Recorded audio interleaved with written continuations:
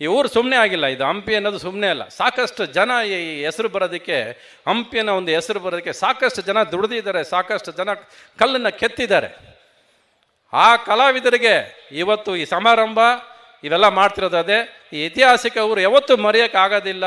ಇದು ಹೆಂಗೆ ನಮ್ಮ 500 ವರ್ಷದಿಂದ ಹೋಗಿದ್ದ ಸಂಪತ್ತು ಅಯೋಧ್ಯೆಗೆ ಗತ್ತು ತಾಕತ್ ಸಮೇತ ಹೆಂಗೆ ವಾಪಸ್ ಬಂತು, ಆ ಉತ್ಸವ ಥರ ಇಲ್ಲೂ ನಡೀಬೇಕು. ನಮಗೆ ಇದಕ್ಕಿಂತ ದೊಡ್ಡದಾಗಬೇಕು.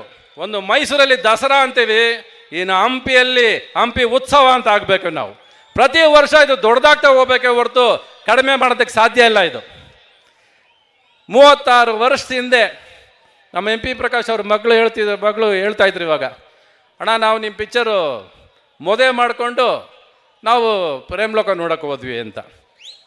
36 ವರ್ಷ ಆದರೂ ಪ್ರೇಮ್ಲೋಕ ಮರೆಯೋಕ್ಕಾಗಲ್ಲ ಜನದ ಕೈಯಲ್ಲಿ. ಅಂದರೆ ಇನ್ನೇನ್ರಿ ಸಾಧಿಸೋದು ನಾನು ಅಲ್ವಾ? ಒಟ್ಟಿನಲ್ಲಿ ನನ್ನನ್ನು ಜಮೀರ್ ಅಹಮದ್ ಅವರು, ದಿವಾಕರ್ ಅವರು, ಆನಂದ್ ಸಿಂಗ್ ಅವರು, ಇನ್ನು ತುಂಬ ಜನ ಇದ್ರೆ ಎಲ್ಲರ ಹೆಸರು ಹೇಳೋಕ್ಕಾಗಲ್ಲ.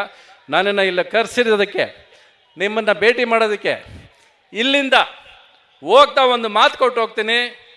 ನೆಕ್ಸ್ಟ್ ಇಯರ್ ನಿಮಗೆ ಪ್ರೇಮ್ಲೋಕ ರೆಡಿ. ಧೈರ್ಯವಾಗಿ ಬಂದು ನಿಂತ್ಕೋತೀನಿ.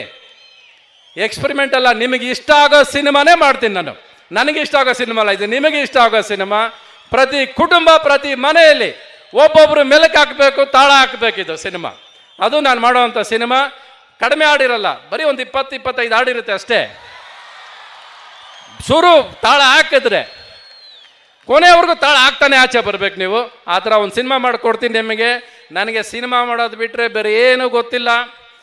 ನನ್ನನ್ನು ಇಲ್ಲಿ ಬಂದಾಗ ಜಮೀರ್ ಅಹಮದ್ ಆಗಲಿ, ನಮ್ಮ ಆನಂದ್ ಸಿಂಗ್ ಅವರಾಗಲಿ, ದಿವಾಕರ್ ಅವರಾಗಲಿ, ಯಾರು ಎಲ್ಲೂ ನಮಗೆ ಸಿಕ್ಕಿರಲ್ಲ.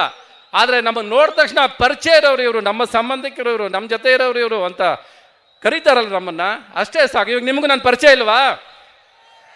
ನಿಮ್ಮ ಜೊತೆಯಲ್ಲಿ ಹುಟ್ಟದೇ ಇರ್ಬೋದು, ಬಟ್ ಪರದೆಯಲ್ಲಿ ನಿಮ್ಮ ಜೊತೆಲೇ ಇದ್ದೀನಿ ನಾನು.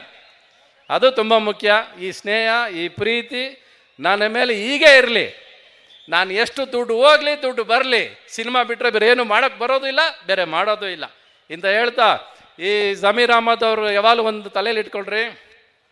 ಅವ್ರು ಮಾತಾಡೋದು ಕೇಳಿಸಿದ್ದೀರಲ್ಲ ನಿಮಗೆ, ತದ್ಕಾ ಪುದ್ಕ ಅಂತ ಮಾತಾಡ್ತಾರೆ ಅಲ್ವಾ? ಬಟ್ ಆದರೆ ಅವ್ರು ಹೇಳೋದನ್ನ ಒಪ್ಪಿಸ್ತಾರೆ. ಏನು ಹೇಳ್ಬೇಕು ಅಂತಿದ್ದಾರೋ ಅದನ್ನು ಪಟ್ ಅಂತ ಬಿಡ್ತಾರೆ ಅವರು. ಸೊ ಭಾಷೆ ಎಲ್ಲ ಮುಖ್ಯ, ನಾನು ಹೇಳಿದ್ದು ಮುಖ್ಯ, ನಾನು ಹೇಳಬೇಕಾಗಿದ್ದು ಮುಖ್ಯ. ನನಗೆ ಭಾಷೆ ಬರಲಿಲ್ಲ ಅಂತ ಒಳಗಿಟ್ಕೊಳ್ಳಿಲ್ಲ ಅವರು. ಮನಸ್ಫೂರ್ತಿ ಮಾಡ್ತಾರೆ, ಮನಸ್ಫೂರ್ತಿಯಿಂದ ಕೆಲಸ ಮಾಡ್ತಾರೆ. ಎಲ್ಲಿ ಸಿಕ್ಕಿದ್ರು, ಯಾವಾಗ ಸಿಕ್ಕಿದ್ರು ಇದೇ ಥರ ನಗ್ತಾರೆ. ಒಳ್ಳೆ ಗುಣ ಇದೆ. ಈ ಗುಣ ಹೀಗೆ ಇರಲಿ ಸರ್ ನಿಮ್ಮದು. ಸರ್ ನಿಮ್ಮ ಬಗ್ಗೆ ಮಾತಾಡ್ತಾರೆ, ಪೇಪರ್ ಓದ್ಕೊಂಡು ಟೈಮ್ ವೇಸ್ಟ್ ಮಾಡ್ತಿರಲ್ರಿ ನೀವು. ವೇಸ್ಟ್ ಆಯ್ತಲ್ರಿ ಭಾಷಣ ಮಾಡಿದ್ದು. ನೋಡಿ ಅವ್ರ ಬಗ್ಗೆ ಮಾತಾಡೋದು ಹಿಂಗೆ, ನಮ್ಮ ಮಾತುಗಳು ಬೆಲೆ ಇಲ್ಲ ಅಲ್ವಾ? ಕೇಳಿಸ್ಕೊಂಡ್ರಾ? ಓಕೆ ಆಯಿತು, ಚಲೋ ನಾವು ಮಾಡ್ತೀವಿ. ಓಕೆ ಚಲೋ, ಎಲ್ಲ ಖುಷಿ ಆಯ್ತು ನಿಮ್ಮನ್ನು ನೋಡಿದ್ದು. ಮತ್ತೆ ಪ್ರೇಮ್ಲೋಕ ಬಂದಾಗ ಮತ್ತೆ ನೆಕ್ಸ್ಟ್ ಉತ್ಸವಕ್ಕೆ ಬಂದು ನಿಮ್ಮನ್ನು ಭೇಟಿ ಮಾಡ್ತೀನಿ ರೀ ನಾನು.